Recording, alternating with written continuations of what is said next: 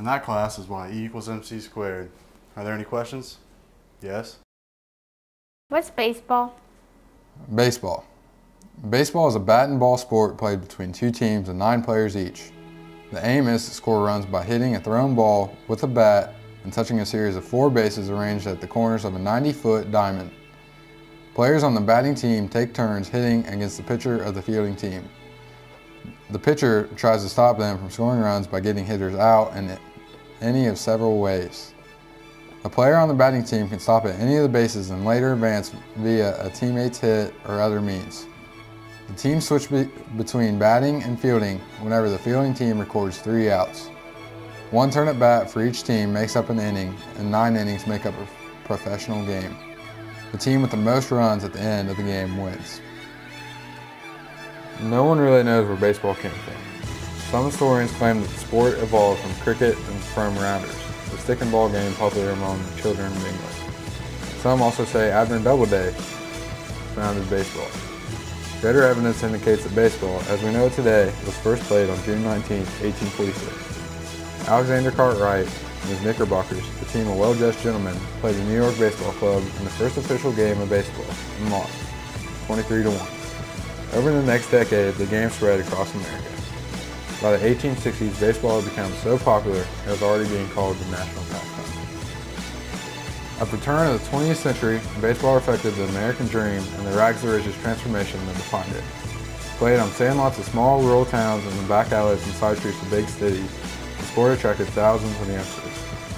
In 1903, the first World Series was played between the American League, Boston Pilgrims, and the National League, Pittsburgh Pirates. Baseball is a low-scoring game, a thinking man's contest in which strategy and pitches mattered more than power hitting. Teams focused on manufacturing runs, inning by inning, executing the hit and run, stolen base, squeeze play, and bunt. Home runs were rare during the so-called dead ball era. The ball, made with a heavy rubber-centered core, made largely inside the park. 1920 to 1929, also known as the Golden Age. Ball players were worshipped by kids, envied by men, and adored by women. Everyone could identify with his or her own hero through early radio broadcasts of games and increasing coverage on the sports pages. Baseball's popularity was reflected by the growing attendance figures, which rose to a record 9 million in 1920, up from 6.5 million in 1919. Attendance averaged 9.3 million a year through the 1920s. No event of the 20th century had more profound impact on American life than the Great Depression of the 1930s. The stock market crash of October in 1929 resulted in a slumping economy.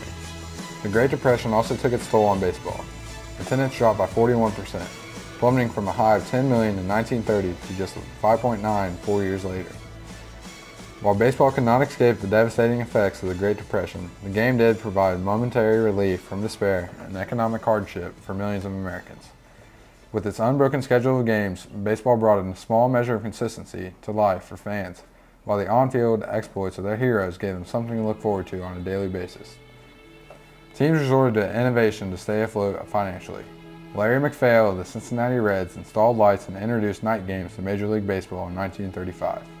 Another baseball innovation was the All-Star Game, pitting the biggest stars of the American League against those of the National League. Perhaps the most enduring innovation born of the Depression was the National Baseball Hall of Fame. Established in 1936, the Hall of Fame was designed as a monument to the game and its greatest stars. The 1940s and 1950s were a time of monumental change for baseball. World War II, night games, television, and integration changed the way the game was played. Having survived the Great Depression, the country was back at full employment and fans were flocking to the ballparks across the nation. Despite the tragedy of war, the national pastime entered the era with high hopes for the future. Shortly after the attack on Pearl Harbor, players began to enlist in the armed forces, depleting the ranks of the major leagues. Between 1942 and 1945, more than 1,000 big leaguers served in the military, including many of baseball's stars. Overall, the disappearance of talented players affected the quality of play during the war years. Forced to play with graybeards, youngsters, and 4Fs, both leagues witnessed a sharp decline in batting averages, home runs, and RBI production. In 1947, Jackie Robinson broke the color barrier that has existed in baseball since the late 1880s. The signings of Roy Campanella by the Dodgers and Monte Irvin and Willie Mays by the Giants allowed the National League to corner the market on African American talent for the next 2 decades. Technological innovations also transformed baseball. The conversion of team travel from trains to planes became nearly universal in the 1950s. The installation of lights for night baseball also became nearly universal in baseball. But the greatest technological innovation of the 50s was the televising of Major League Baseball. Fans could now watch the game in the comfort of their own homes without having to travel to the ballpark.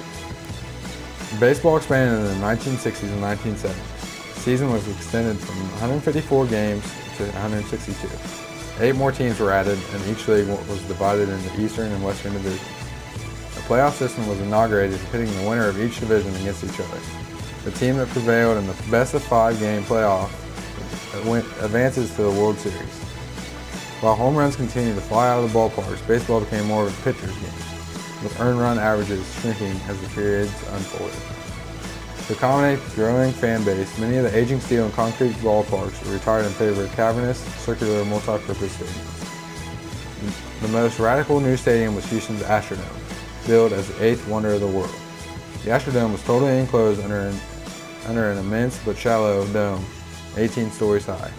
Since the grass dried from a lack of natural light, AstroTurf was installed.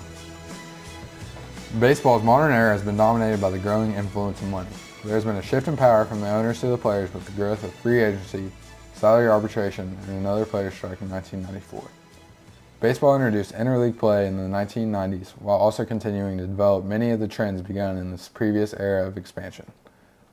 New ballparks continue to replace the multi-purpose stadiums of the 1960s and 1970s. Steroids took center stage in the early 21st century as power hitters like McGwire, Sosa, Bonds, and Jason Giambi were all suspected of abusing the substance to increase their home run production. Despite the less appealing aspects of the modern era, baseball is thriving. The new generation of players and the game itself links the fans and the past and the future, reminding them of all that was good about baseball and all that can be again. Whitey Ford and Yogi Berra. Here's Whitey Ford, of course. Great veteran pitching star of the Yankees, the one that Casey Stengel considers his bring home the bacon guy. The great Yogi Berra. Now I'm going to skip the gentleman in the center because I'll introduce him later. The fabulous Mickey Mantle in the brown suit there. And another slugging star at the far end, Bill Skowron.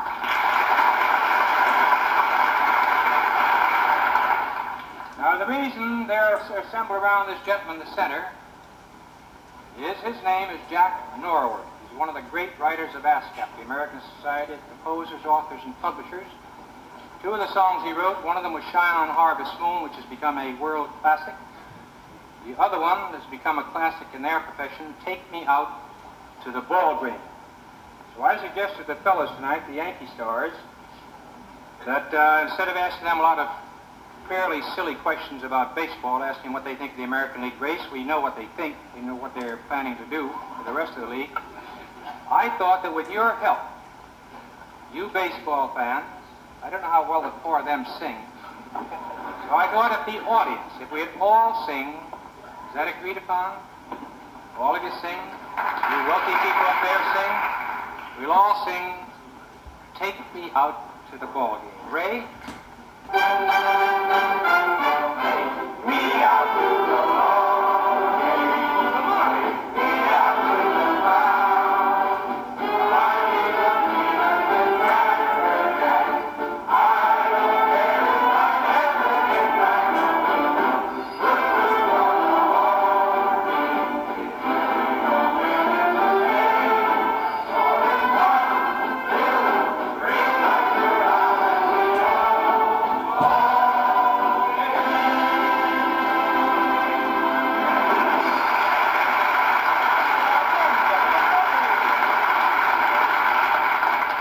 You know, Jack Norwood, he wrote that song in 1908. So that's what baseball is.